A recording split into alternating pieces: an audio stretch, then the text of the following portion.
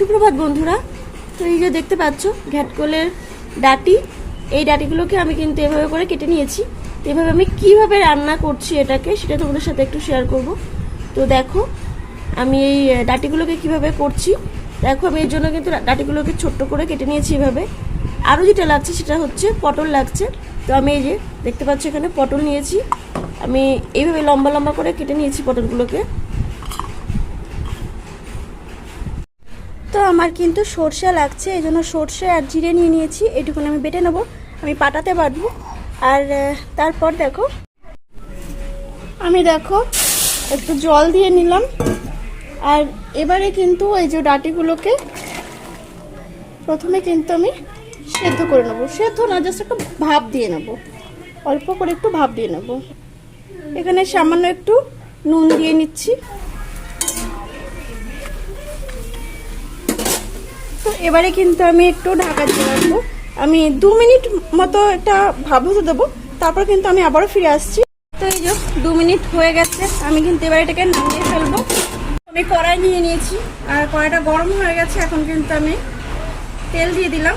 আমি কিন্তু রান্নাটা সর্ষের তেলে করবো, তাই জন্য কিন্তু আমি সর্ষের তেল নিয়ে নিয়েছি। আর এই দেখো এখানে নিয়েছি কালো জিরে আর এই যে কাঁচা লঙ্কাগুলো কিন্তু আমি আগে দিয়ে দিলাম।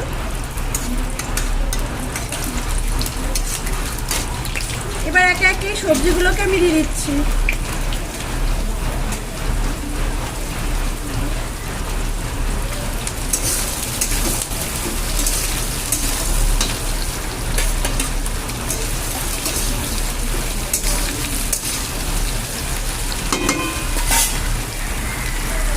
আমি নুন দিয়ে নিচ্ছি আর দিচ্ছি হলুদ।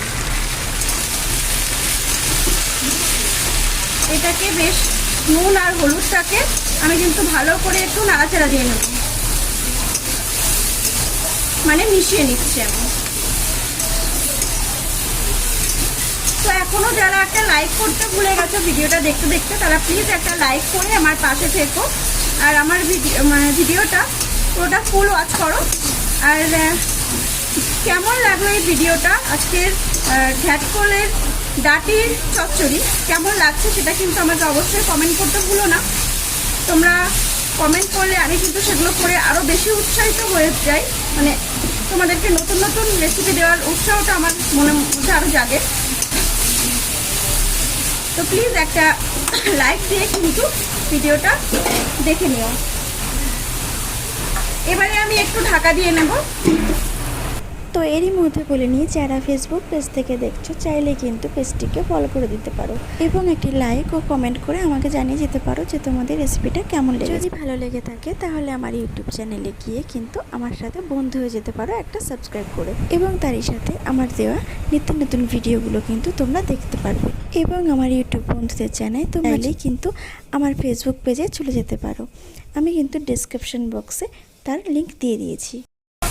এগুলো ভাজা ভাজা হয়ে গেছে, এবারে আমি কিন্তু এই ডাটিগুলোকে দিয়ে দেবো।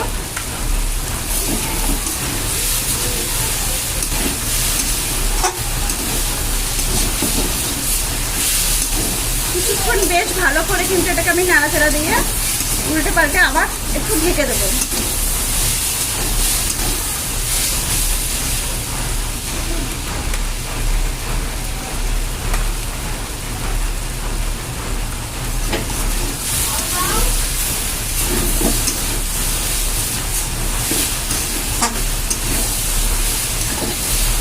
একটা জিনিস হয়তো লক্ষ্য করেছো, আমি কিন্তু এখন অব্দি এর মধ্যে জল ব্যবহার করিনি। এই যে এভাবে করে আমি আরো একবার কিন্তু ঢাকা দিয়ে রাখবো।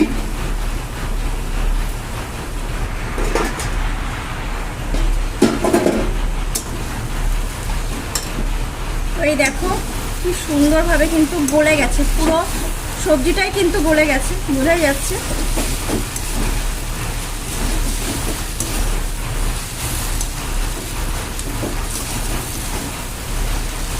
এর মধ্যে আমি এখন সর্ষে আর জিরেটা যেটা বেটে রেখেছিলাম এই যে জল জল সমেতই কিন্তু আমি দিয়ে দেবো।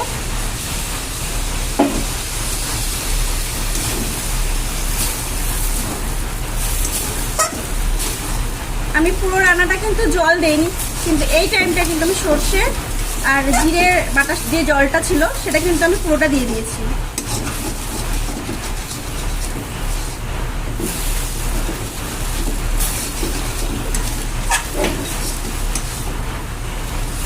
এটা দেখে দেখো কত সুন্দর দেখতেই লাগছে, আর খেতে তো আরো অসাধারণ লাগে, মানে এত ভালো লাগে না খেতে, কি বলবো।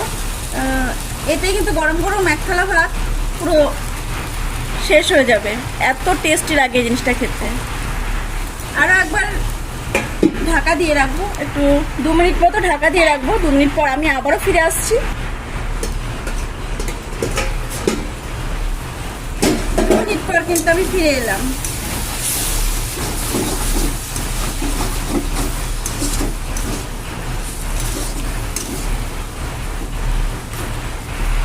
এরপর সামান্য পরিমাণে একটু চিনি দিয়ে আরও একটুখানি নেড়ে নেব। আরও 2 মিনিট এভাবে কিন্তু আমি রান্নাটা করব।